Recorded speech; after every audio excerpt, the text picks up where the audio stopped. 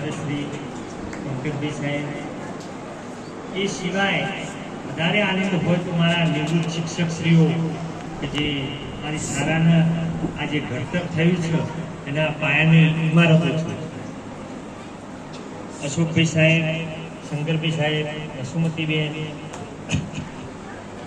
જ્યારે હું 2012ની અંદર આચાર્યશ્રી તરીકે આવ્યો ત્યારે આ વડીલોએ મને જે પ્રેમ આપ્યો છે એ હું ભૂલી શકું તેમ નથી.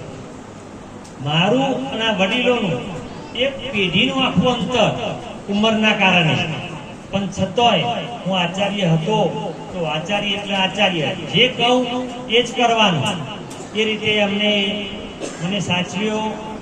બીજી વસ્તુ કે જેમ નાના બાળકને આપણે પ્રેમ આપીએ એટલો જ પ્રેમ મને મળી છે.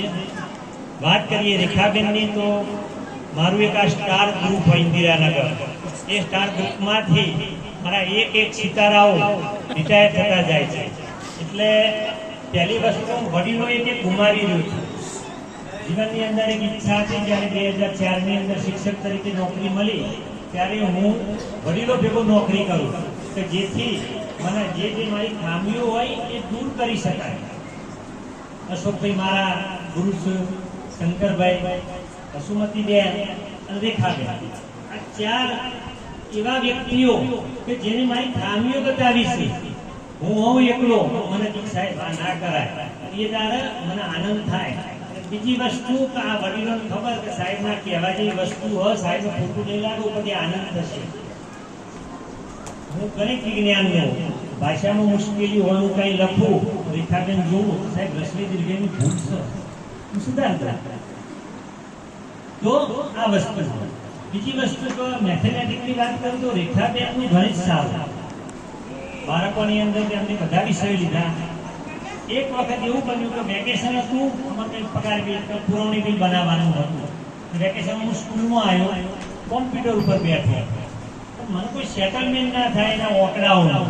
એટલે મેં રેખાબેનને ફોન કર્યો. રેખાબેન આવો અવસર મારે કોઈ સેટિંગ નહીં થાય.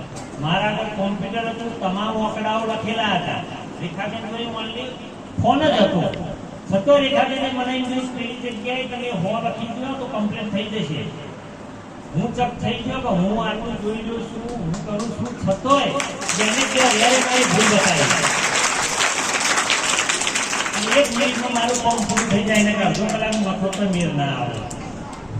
એટલે આટલો બધો ગણિતની અંદર પાવરફુલ. હું આવ્યો ત્યાંનું પગાર બિલ એમને જ બનાવ્યું છે સારાનું. મને ખ્યાલ હતો કે કંઈક મારી ભૂલ થશે તો સુધારી દેશે. બીજી વસ્તુ કે શિક્ષક તરીકે મારા સ્કૂલની અંદર 2012થી આવ્યો તો એક રેકોર્ડ છે.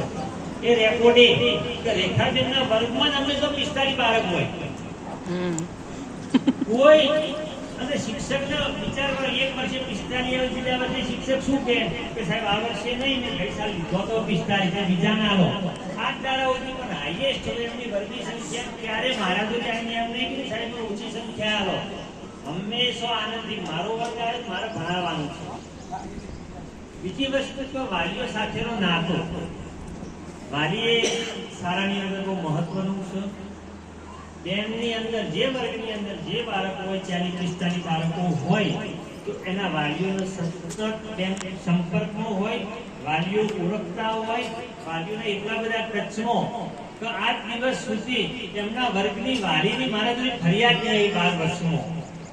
નહીતર નાની મુશ્કેલીઓ હોય, આમ હોય તેમ હોય, પણ વાલી જોડે એટલું એટેચમેન્ટ કે વાલી કોઈ પ્રશ્ન લઈને આવી જ ના શકે.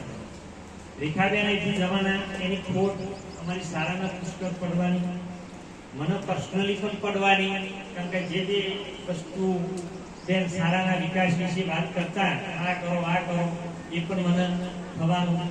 અમે એવું છીએ કે બેન રિટાયર થયા પછી પણ અમુક વખત જ્યારે શાળા યાદ આવે ત્યારે પધારે.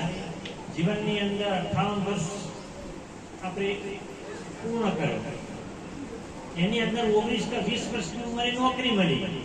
ત્યારબાદ બાકીનો એટલે જીવનની અંદર 3 ભાગ કરીએ તો એક ભાગ સિવાય જીવનના 2 ભાગ તમને સ્કૂલની અંદર આપ્યા છે. એટલે સતત જે ભૂમિ ઉપર આપણે નોકરી કરી હોય, જે બાળકો સાથે કામ કર્યું હોય, એ સતત આપણા જીવનમાં વણાઈ ગયું હોય એટલે બેનને પણ પોતાને પણ થોડું શરૂઆતમાં એમ લાગશે બાળકો વગર નહીં ખાવાનું. બીજી વસ્તુ રેખાબેન વિશે ઘણું બધું કહેવાનું હોય તો મને યાદ નહીં આવતું વાસ્તવમાં. બોલી પણ ઘણું બધું શકું હું, પણ અમુક વસ્તુ કારણ કે હું